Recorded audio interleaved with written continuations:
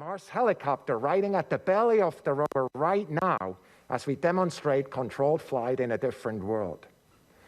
We could, in fact, not land in Jezero Crater if it wasn't for the technologies that are already added to this. Mars is hard, and we never take success for granted. And as we want to land on Mars, it's because it's, of course, important. And we'll do so with cameras on, so the entire world is inspired with us. And as we do new and tough things and demonstrate these new technologies. Because whether it's on the red planet or here at home on our blue marble, science can bring us together and create solutions to challenges that seem impossible at first. And I'm really looking forward to turning it over to you, Jennifer, who is, of course, the Deputy Project Manager. Take it away, Jennifer. Thank you. Well, I am so excited to be here today. I can tell you that Perseverance is operating perfectly right now, that all systems are go for landing. Last Friday night, we actually sent a command to the spacecraft. We call it the Do EDL command, Do Entry, Descent, and Landing.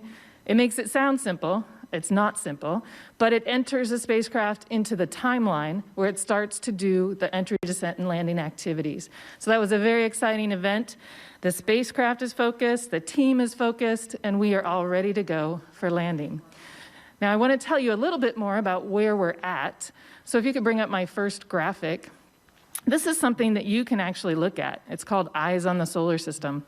And it tells you where different spacecraft are in the universe. And so we can tell you that Mars Perseverance is 125 million miles away from Earth, and we are only 370,000 miles from Mars.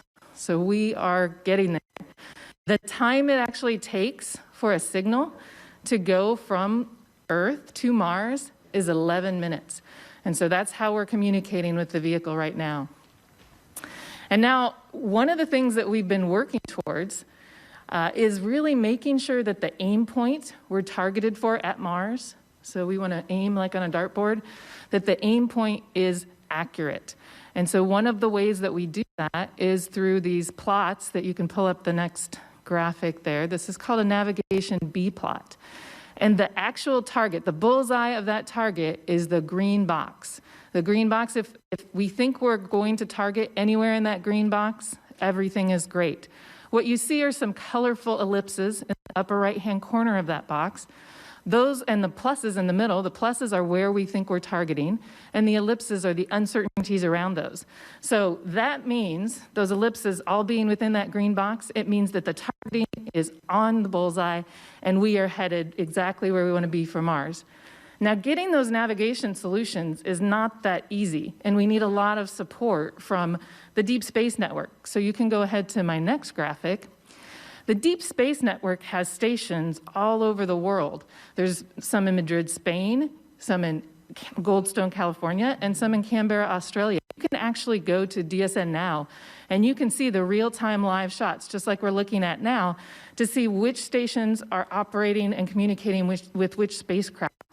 And Mars 2020 is taking 2 stations right now in Madrid. So I want to thank all of the Deep Space Network operators across the world who've helped us. They've had 24/7 coverage for us for the last several weeks so that we could get such good data to have those perfect navigation solutions. So thank you.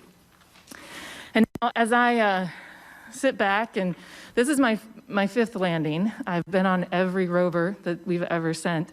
And I get that usual sort of anxiety, but very much excitement for what we're going to see. I look at the decades that we've spent building these rovers and building these teams to send these missions to Mars.